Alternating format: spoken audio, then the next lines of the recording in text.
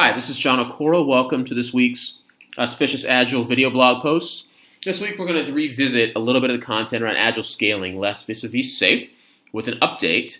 And we're also going to talk about some additional topics that we're going to be covering in scaling of Agile. So let's get right into it. First of all, let's revisit that comparison of SAFe version 3 and the comparison with LESS, which came in the flavors, of course, of LESS and LESS Huge.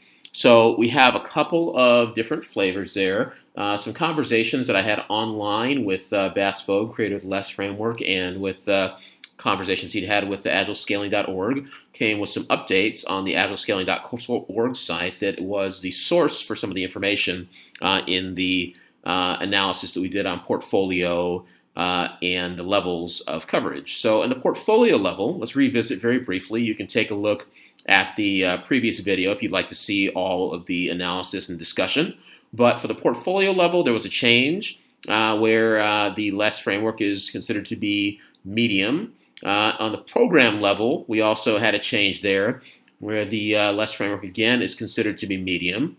We didn't have any significant change in the other areas, so that was, of course, the team level, where we still have SAFe as a high level of coverage and LESS as a medium. We had coding practices where both frameworks are actually considered to be at a medium level. And we also had at the communication level, where we look at the communication between inter-team, which was high for both. So let's look at what AgileScaling.org did change in their analysis, and I'll give a few comments and thoughts on that. So on the portfolio level, the comment was basically that in LESS, a single product owner and one product backlog is the portfolio view.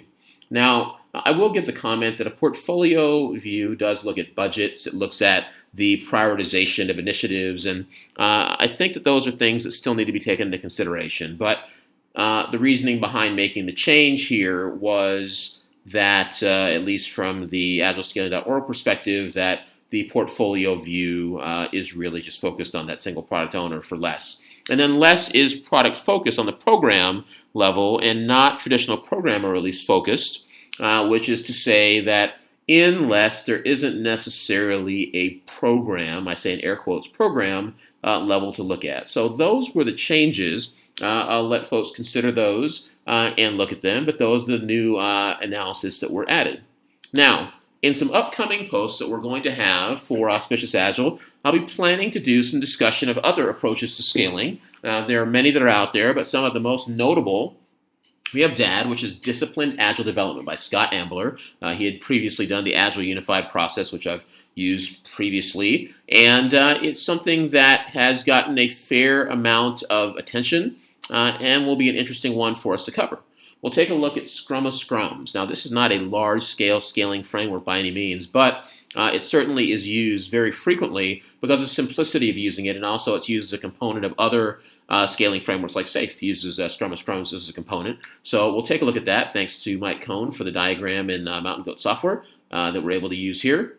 And then we'll take a look at Spotify. And Spotify is a method that is not really a framework that was designed to be a framework for the Agile community, but rather something meant to be used by one company, Spotify, who makes streaming music and streaming players of music.